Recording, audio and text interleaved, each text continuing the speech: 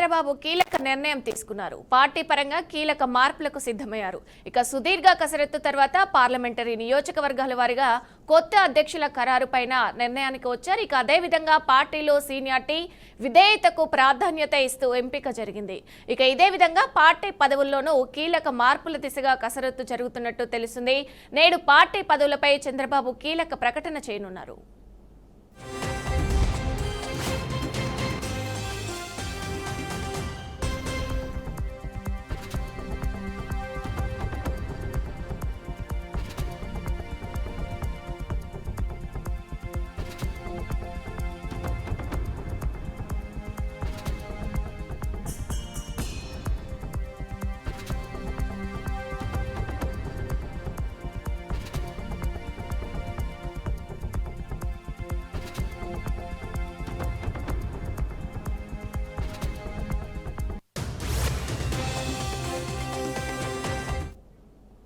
ముఖ్యమంత్రి చంద్రబాబు కీలక నిర్ణయం తీసుకున్నారు. పార్టీ పరంగా కీలక మార్పులకు సిద్ధమయ్యారు.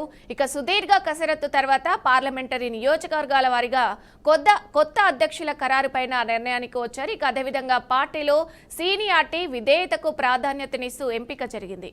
ఇక అదేవిధంగా పార్టీ పదవుల్లోనూ కీలక మార్పుల దిశగా కసరత్తు జరుగుతున్నట్లు తెలుస్తుంది. ఇక ఇదే విషయానికి సంబంధించి పూర్తి సమాచారం మా ప్రతినిధి కృష్ణ అందిశారు. కృష్ణ, చెప్పండి.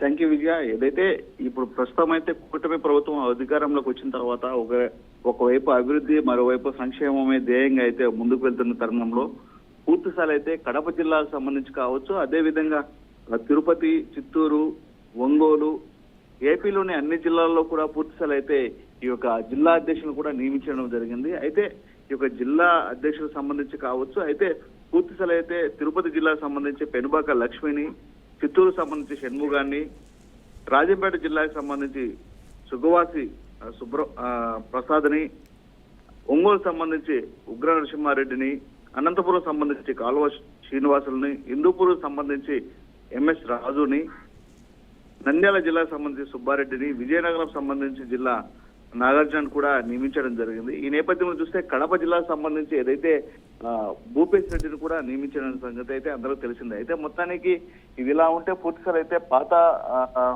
గతంలో ఉన్న అధ్యక్షులు ఎవరైతే ఉన్నారో ఇటు శ్రీనివాసరెడ్డి కావచ్చు, ఇటు మరికొందరు కూడా వారి పనితీరు సక్రమంగా లేకపోవడమే ఈరోజు యువకులకు కూడా ఒక భరోసా కల్పించే విధంగా వాళ్ళకు కూడా ఒక అవకాశం ఇస్తే బాగుంటుందనే ఉద్దేశంతోనే ఇట్లా నారా చంద్రబాబు నాయుడు కావచ్చు, అదేవిధంగా పవన్ కళ్యాణ్, లోకేష్, వీళ్ళు ముగ్గురు కూడా కూటమిలో భాగంగానే పూర్తిస్థాయి అయితే ఎన్నుకోవడం జరిగింది.